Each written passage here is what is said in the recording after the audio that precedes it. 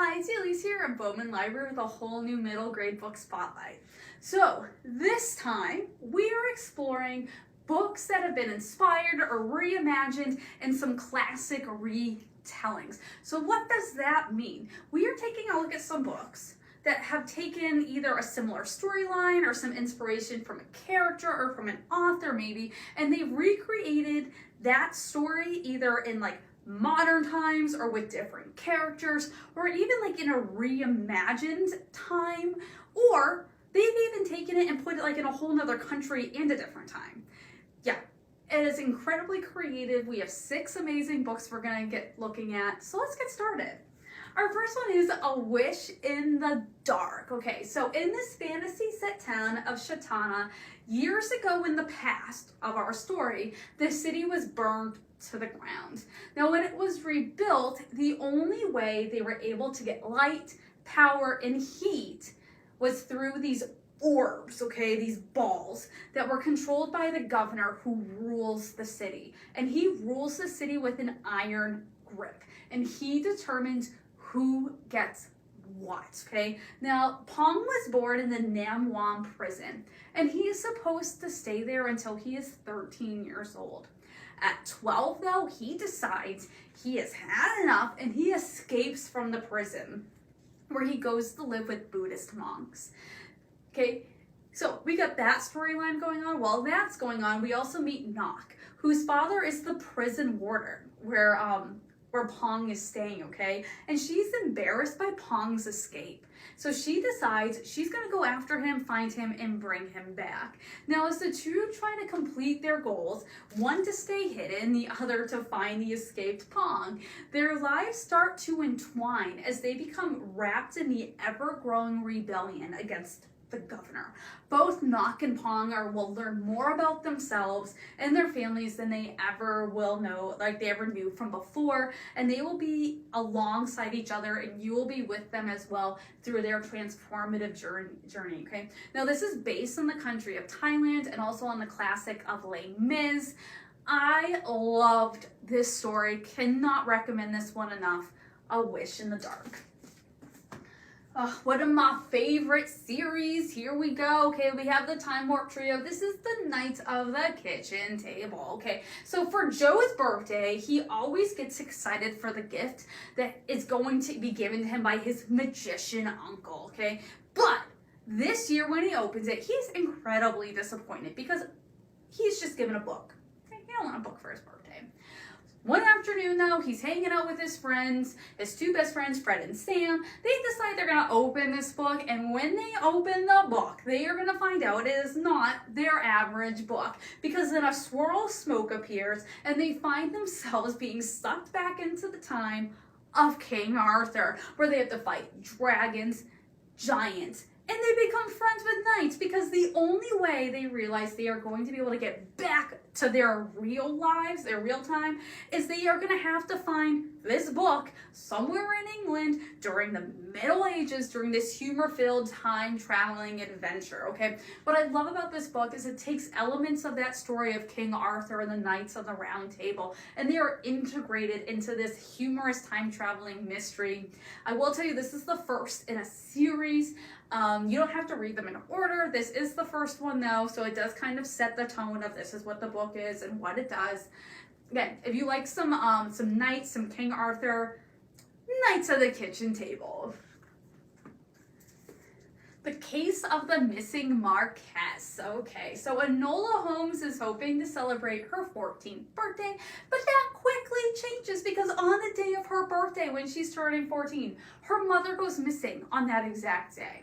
It's when she and her older brother, Sherlock, they start searching for clues, and they find that their mother has left them some ciphers along the way and stuff. They find out through searching that their mother was up to no good. Okay, there's some shady stuff that's been going on.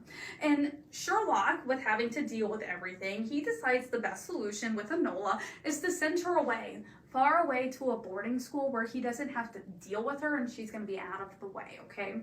Now, That is something Enola does not want to do, though, because she gets up to the boarding school, she gets on a disguise, she disguises herself as a widow, and she gets on the next train she can back to London, hoping to find her mother and to prove her brother wrong. Now, Enola will find herself on a mystery-solving adventure that challenges everything society wants and expects of her as a girl. But she is willing to go against the grain. Okay, now this is the first in a series. This take on Sherlock Holmes will have you solving the mysteries right alongside Enola. If you've seen the series, the movie on Netflix, Enola Holmes, these are the books that was based on an amazing series, especially if you like a good classic, detective story with Sherlock Holmes' sister.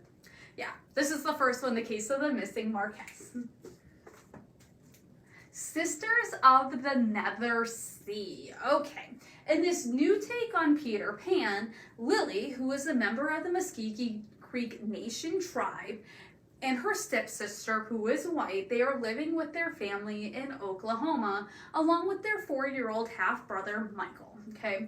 And this blended family that they've made over the years, the family is starting to fall apart, especially as their parents are talking about getting a divorce. Dad wants to move to New York City, things are just falling apart. And the stepsisters, half-brother, they're just trying to do what they can to stay together, okay?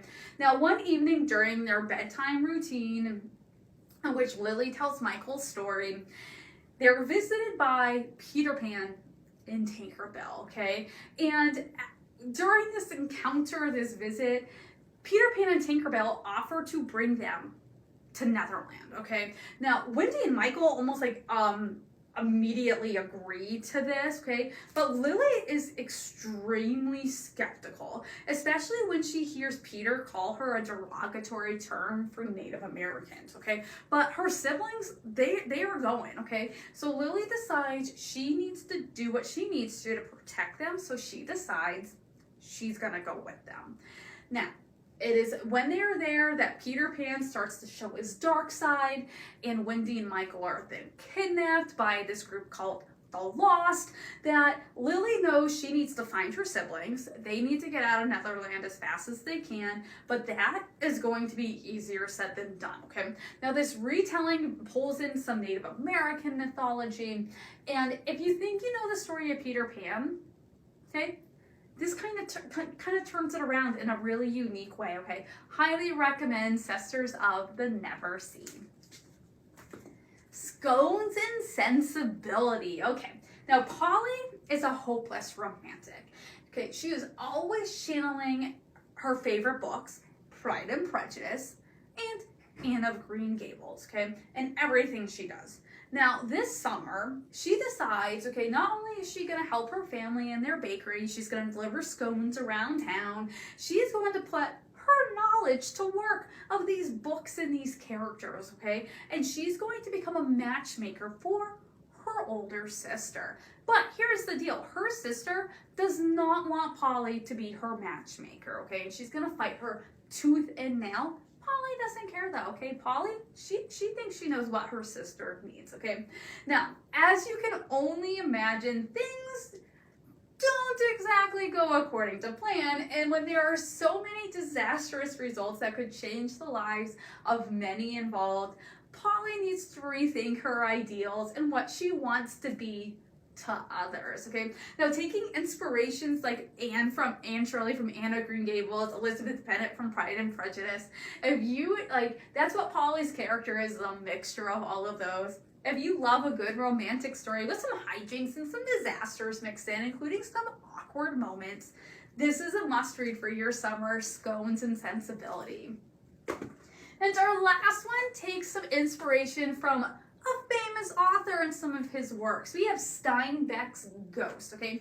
13-year-old Travis has just moved with his family to a brand new development from their house on the other side of town. But he is really missing his old life in his old neighborhood, okay? Travis is really struggling with this, okay?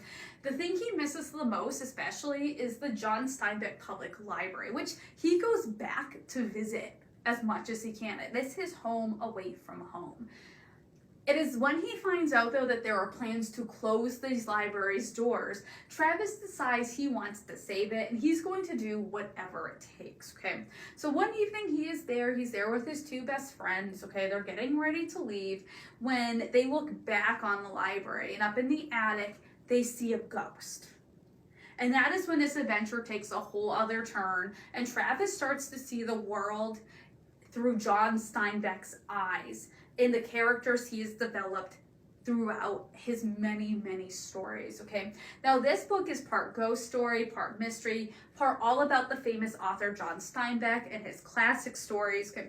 You will be exposed to bits and pieces of this classic author, while you're also trying to figure out what is going on with this ghost and how is Travis going to use this to save this library. This is Steinbeck's Ghost.